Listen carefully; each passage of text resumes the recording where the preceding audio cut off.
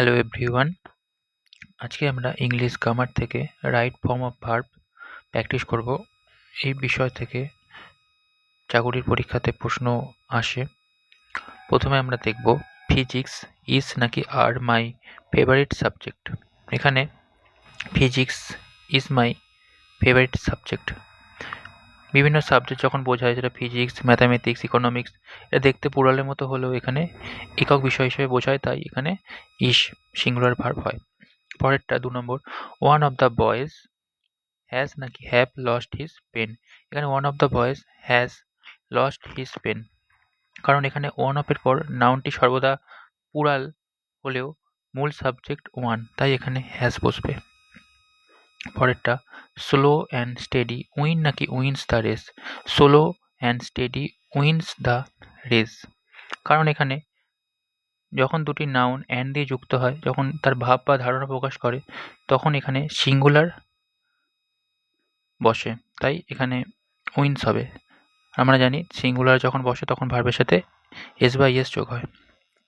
4 নম্বরটা আমরা দেখব, নাইদার হি নর হিজ ব্রাদার ওয়াজ না ওয়ার প্রেজেন্ট। এখানে ওয়ার প্রেজেন্ট বসবে, কারণ এখানে আইদার অথবা অর থাকলে সাবজেক্টের শেষে ব্রাদার্স আছে, তো সেটা অনুযায়ী ভার্ব বসবে, তাই এখানে প্লুরাল হবে, তাই এখানে ওয়ার। 5 নম্বর, দ্য নিউজ ইজ নাকি are very shocking. The news is very shocking. পরেরটা 6 নম্বর, ইট ইজ আই হু অ্যাম নাকি ইজ টু ব্লেম। এখানে হু হচ্ছে রিলেটিভ প্রোনাউন, তাই এখানে নিয়ম অনুযায়ী আয়ের পর সবসময় অ্যাম বসে, তাই it is I who to blame, এখানে অ্যাম বসবে।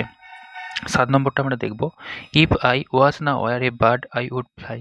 যখন কোনো কিছু মনের ইচ্ছা বা যেটা অবাস্তব কল্পনা বোঝায়, তখন আয়ের পর সবসময় ওয়ার বসে।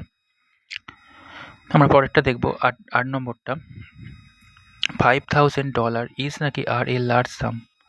এখানে একটা নির্দিষ্ট টাকার অ্যামাউন্ট বোঝাচ্ছে, তাই এটা ইজ বসবে। 9 নম্বরটা, the chairman and secretary was নাকি were present in the meeting. এখানে the chairman and the secretary, এটা এখানে দেখব দা আছে, তো এখানে এটা নির্দিষ্ট করে তারা দুজনে একই পদে বোঝাচ্ছে, তাই এখানে the chairman and the secretary were হবে না, এখানে ওয়াজ হবে। আমরা 10 নম্বরটা দেখব, মেনি এ ম্যান হ্যাজ নাকি have tried to do it. এখানে মেনি এ ম্যান হ্যাজ বসবে, কারণ এখানে নাউন এবং ভার্ব দুটো সিঙ্গুলার হয়। 11 নম্বর দেখব, গালিভার্স ট্রাভেলস ইজ নাকি আর এ ফেমাস বুক। এখানে নির্দিষ্ট করে একটা বইয়ের নাম দেওয়া আছে, এখানে ইজ বসবে। পরেরটা 12টা, it is high time we change নাকি চেঞ্জড আওয়ার হ্যাবিটস। এখানে চেঞ্জড হবে, কারণ এখানে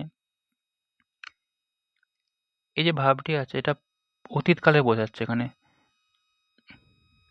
পরেরটা, half of the Apple is নাকি ওয়াজ ইটেন।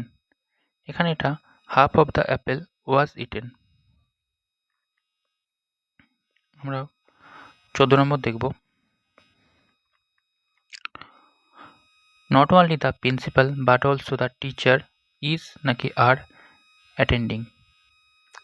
এখানে 14 নম্বরটা আর বসবে, কারণ বাট অলসো বা নট অনলি থাকলে সবসময় কাছের সাবজেক্ট যেটা আছে সেটা টিচার্স আছে, তাই এখানে বহু বচন হচ্ছে, তাই আর বসবে। 15 নম্বর আমরা দেখব, দ্য জুরি ওয়াজ না were divided in their options. এখানে দ্য জুরি ওয়ার বসবে। Neither of the two plans work নাকি ওয়ার্কস। এখানে 16 নম্বরটা ওয়ার্কস হবে, neither of two plans works, কারণ এখানে নাউন বহুবচন হলেও ভার্ব সবসময় সিঙ্গুলার বোঝাচ্ছে। 17 নম্বর, মোর দ্যান ওয়ান বয় ওয়াজ না ওয়ার প্রেজেন্ট, ওয়াজ প্রেজেন্ট হবে, কারণ মোর দ্যান ওয়ান থাকলে নাউন এবং ভার্ব দুটি সিঙ্গুলার হবে। মোর দ্যান টু বয়েজ, এখানে কিন্তু ওয়ার হবে, ওয়ার প্রেজেন্ট। 19 নম্বরটা আমরা দেখব, এর নাম্বার অফ স্টুডেন্টস আর নাকি ইজ কামিং টুডে।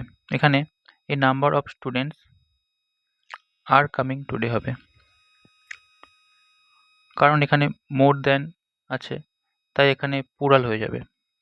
আর 20টা বলেছে দ্য নাম্বার অফ স্টুডেন্ট, এখানে দা আছে, তো এখানে নির্দিষ্ট করে বলছে the number of students is নাকি আর 50, তো এখানে অবশ্যই ইজ হবে।